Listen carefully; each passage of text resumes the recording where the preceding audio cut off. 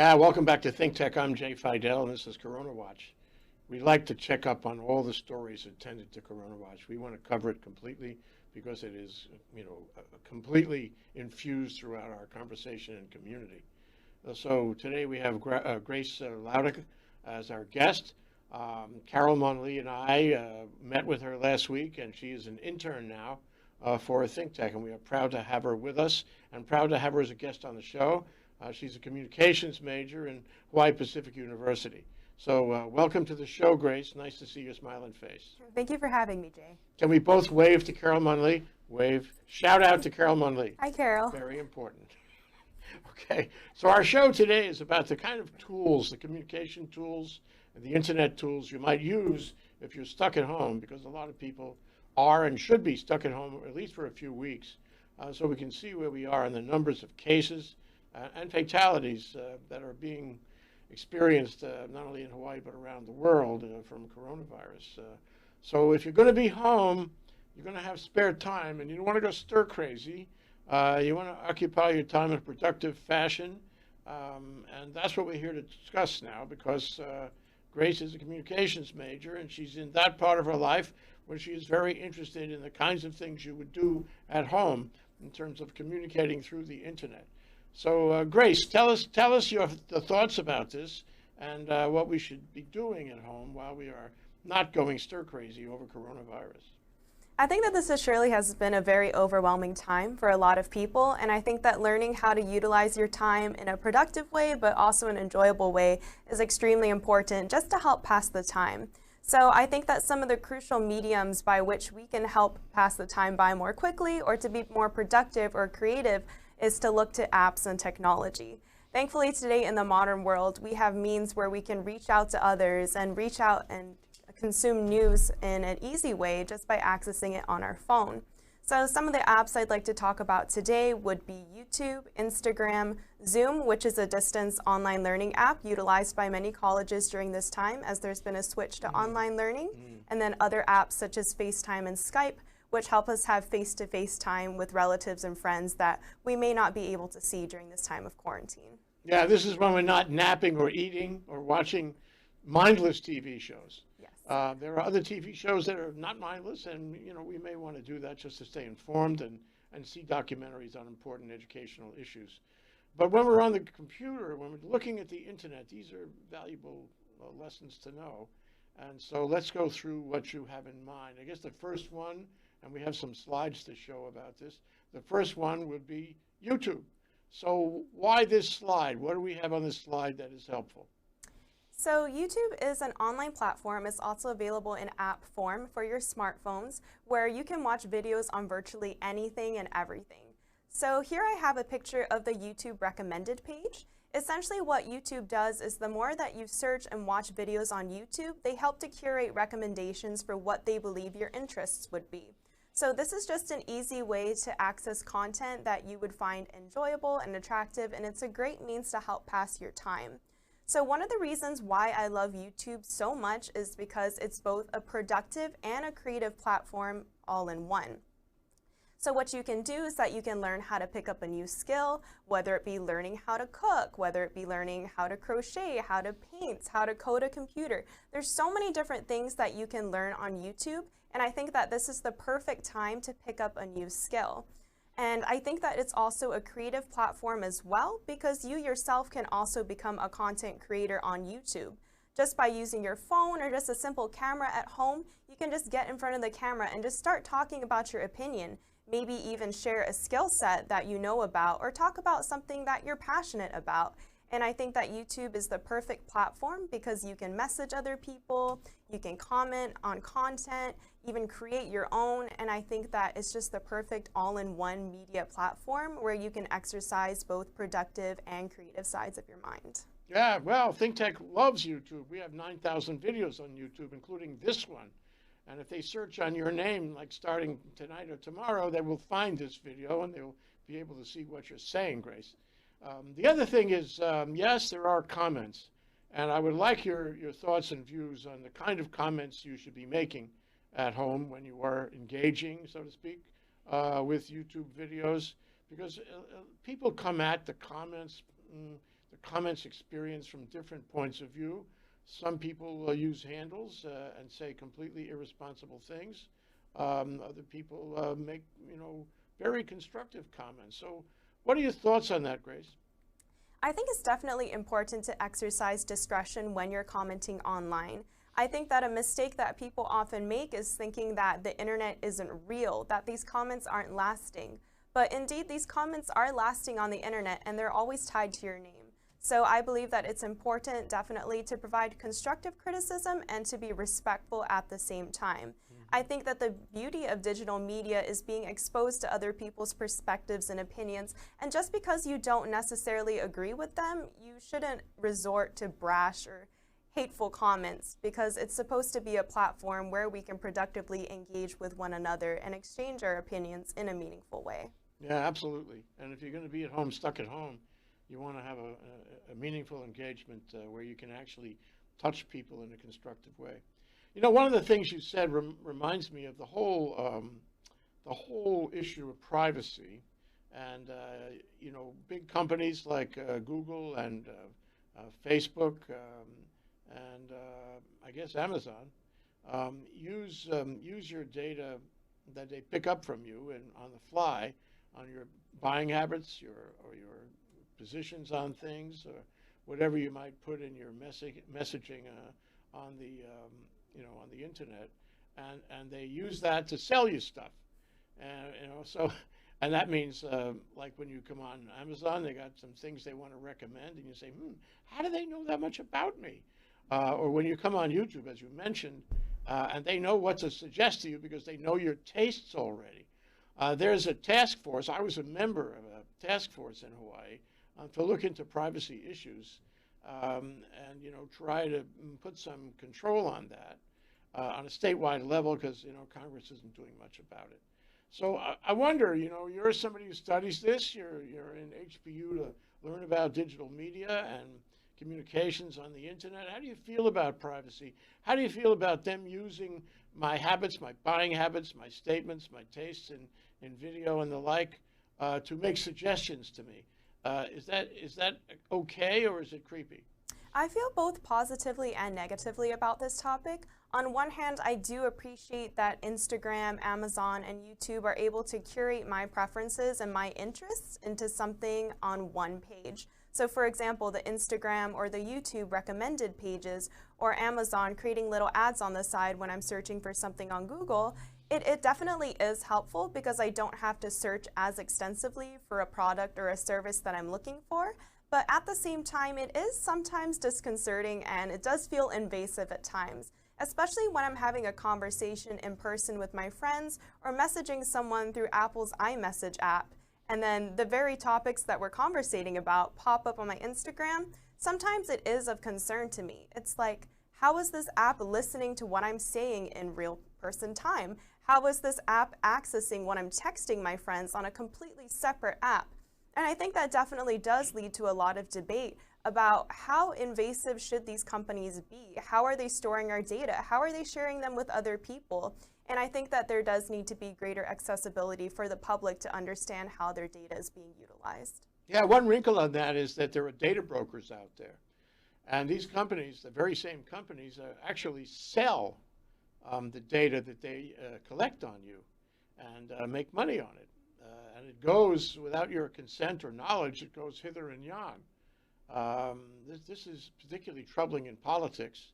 Like Cambridge Analytica was buying data and using it in political circumstances. How do you feel about data brokers and the sale of your information that is collected about you when you use the internet on these various sites? It does make me uncomfortable at times. Many websites have created it so that you have to sign off on their terms and agreements. But I think that so often these terms and agreements are so lengthy that a normal reader just doesn't have the time to read every single page of this. And as a result, I don't think that we get a full picture of exactly how our data is being used. So I think that a way that in which we can improve this is creating a simplified terms and agreements form, just so we know exactly how, when, and where our data is being utilized. I think that there needs to be some more increased transparency. And giving you an option to say, no, I don't want you to sell it. I don't want you to use it. I'm into privacy. I think that may be coming on a national level, and it may be coming on a state level also. And some states have adopted rules like that. I'm not sure how far they get with them, though. Okay, the next one you wanted to talk about is Zoom. Zoom is very akin to what we use, that is vMix Call. vMix Call, we can have conversations around the world with as many as 8 people at a time, and we can broadcast what we get on our vMix Call program into our stream. So this is very useful for us, and Zoom is right along the same lines. Our program is, it's part of our stream programming software. In the case of Zoom, it's like everywhere now, the thing, and it's a successful company, and people are using it more and more.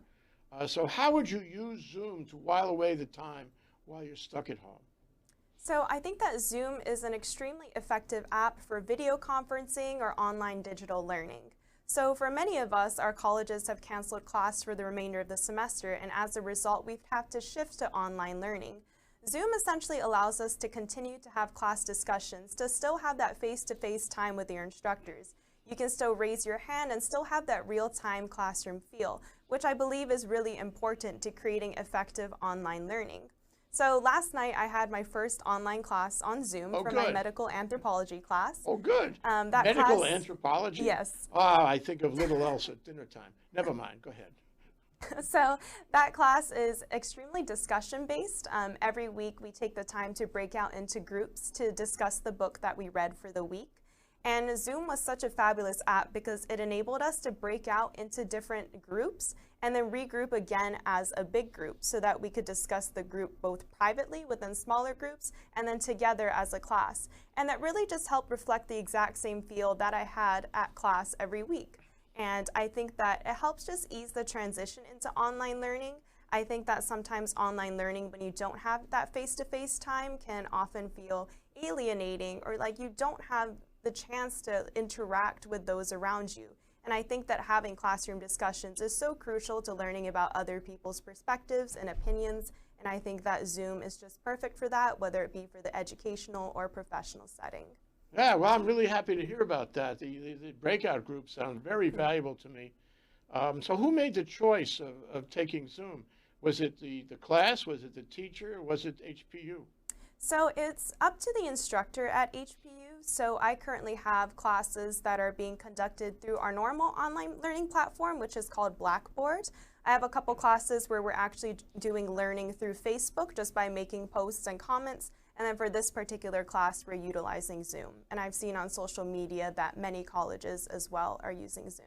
So maybe that's turning out to be the favorite. I know when we used Zoom here in ThinkTech for a while, we found the vMix Call was better for our purposes. But I like Zoom a lot. And are you finding that Zoom is your favorite among the programs that are being used? Yes, I would definitely say it's my favorite. I personally enjoy a discussion-based learning setting, so Zoom is perfect for me. You know, years ago, we first saw these, what do they call it, online courses, MOOCs, multiple online courses, MOOCs. And they were being adopted all over the country, and the best universities were making courses available either cheap or free. And sometimes you could actually get points toward your degree by taking and passing tests in these courses. I think it's kind of slowed down.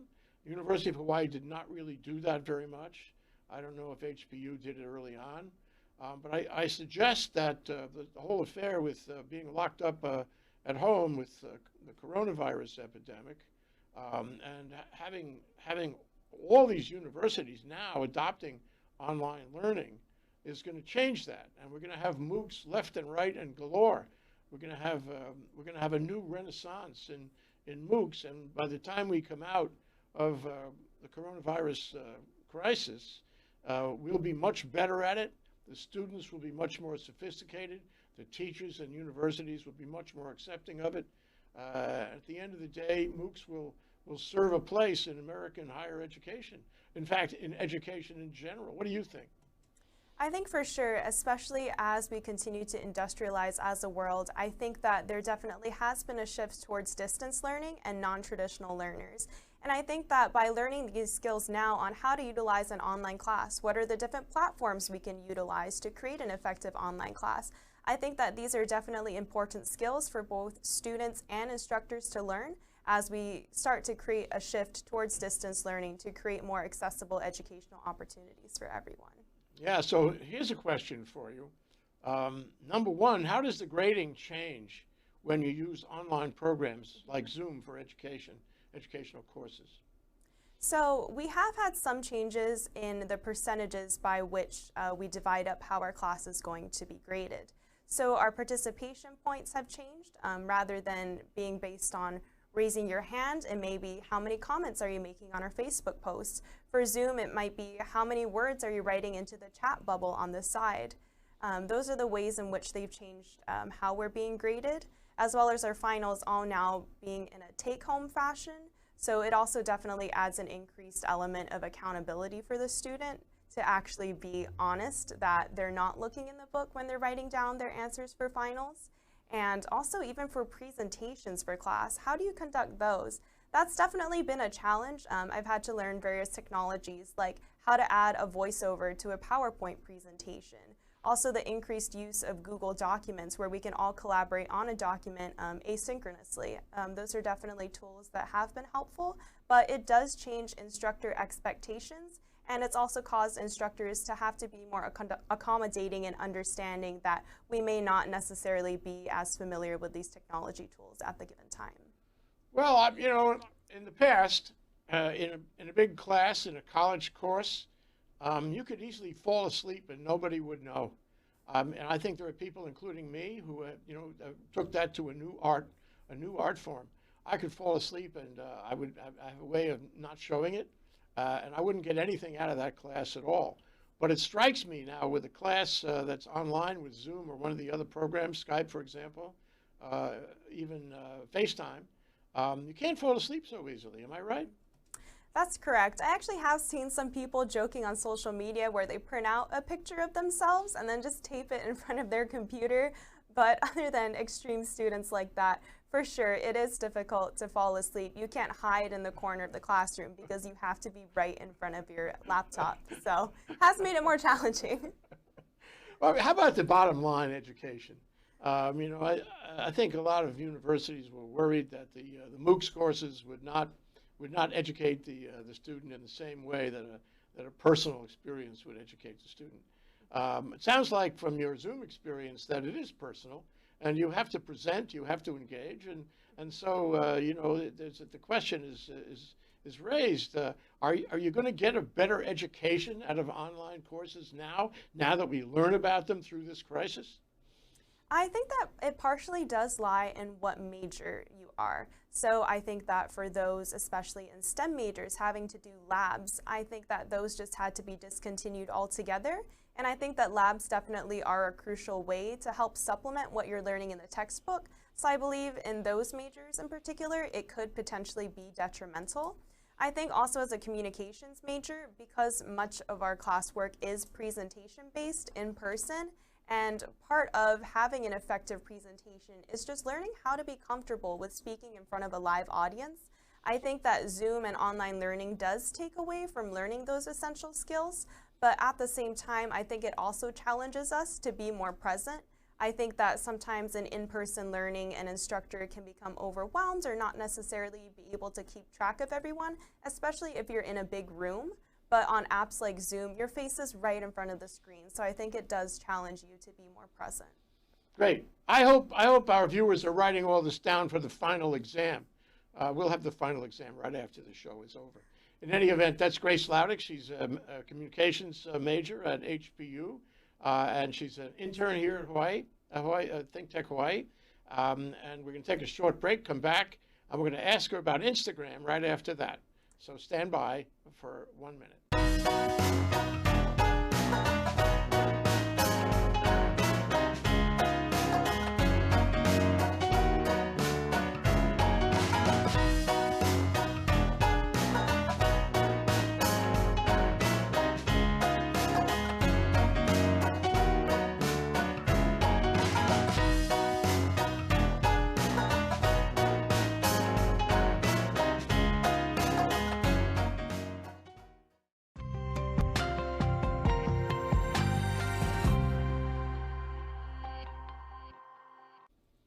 Okay, we're back.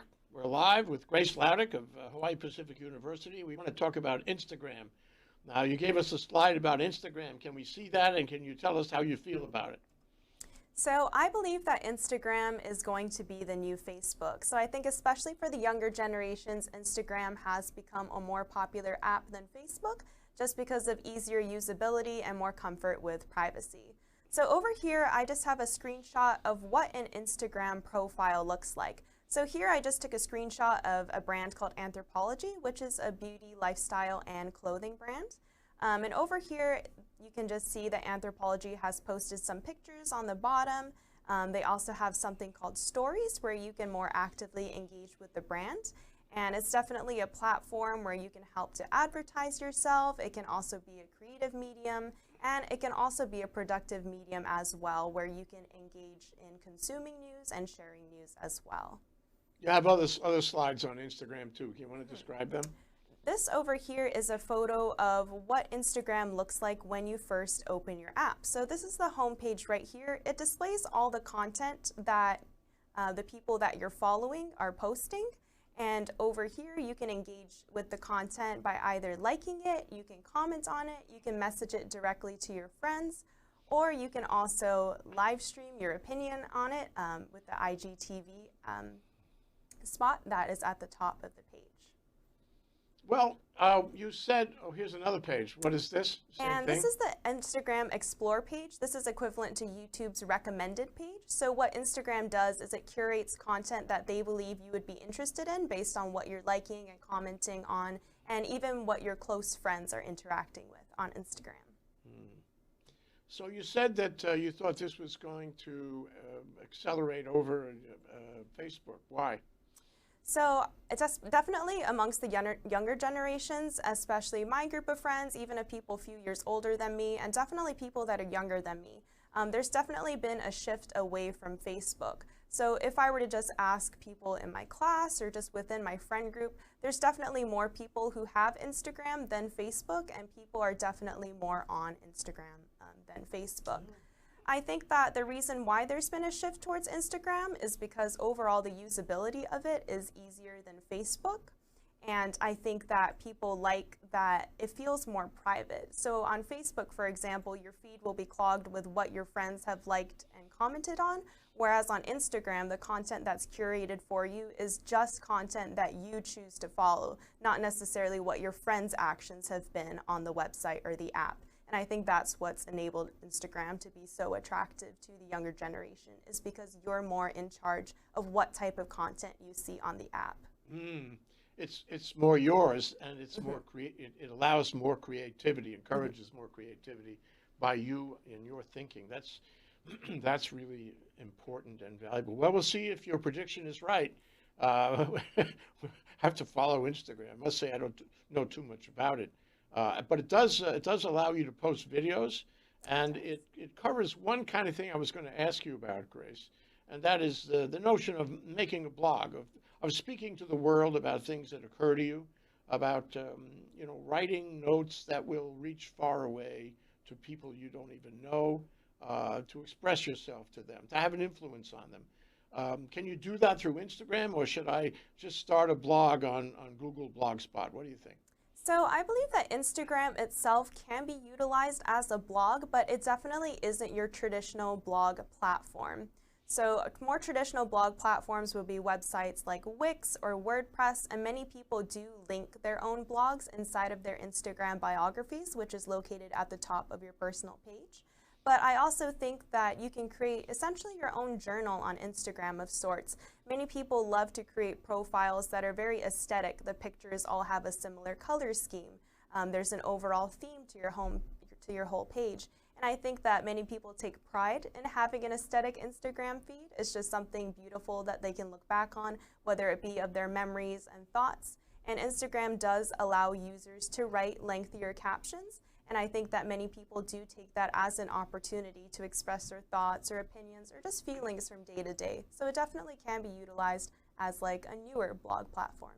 Okay, well, we've talked about YouTube, we talked about Zoom and the like, and we talked about Instagram and the like, and blogs for that matter. What are the limits of it? you know, is this something that I would spend my whole day doing? And where does it go in terms of truly educating me? Is it present better than living my life on the street with my friends and in the flesh? How far can I go with these things? How much good do they do me during a coronavirus epidemic? So Instagram definitely is an easy app to access and create content. But I think that at the same time, with the rise of the internet, everyone believes that they're an expert on something. And there can often be a blur between opinion and fact. And I think that it's essential to be mindful of that, especially when you're utilizing social media platforms like Instagram. Especially on platforms like Instagram, it's so easy to use Photoshop, to just Photoshop someone's face over another person's face, or to be able to edit the words of what they said. You can just erase words and just add in your own, and it can look almost identical to the original. And I think that that's what can make navigating Instagram difficult at times, is trying to separate fact from fiction. But I believe just by exercising your own discretion, it is easier to identify what is fact from fiction, especially if something seems too extreme or it's just not in line with the rest of the content that you've been seeing. In those ways, it is easier to pick out. Well, that raises such an interesting point. We only have a minute left, but I would like your thought on this. Using these programs, becoming facile with these programs, all of them, and reading news on the internet, using sources for news, including the big newspapers and maybe other news sources too that are less mainstream. Is your generation, and perhaps mine, learning to be more critical in evaluating which is the real news and which is the fake news? Because if I had to spend time on the internet, the most important thing I could do is get the truth. Are we getting better at that? I think that we definitely are getting better at that, and I think that it's an essential skill with the upcoming decades to be able to differentiate what's fact from fiction. And I think it does encourage us to be more picky news consumers by deciding what content is worthwhile and what isn't. Thank you. Grace Laudick, HBU communications major and intern at ThinkTech Hawaii. So nice to have you on the show. Thank you for welcome having me. aboard in both capacities. Thanks very much. Aloha.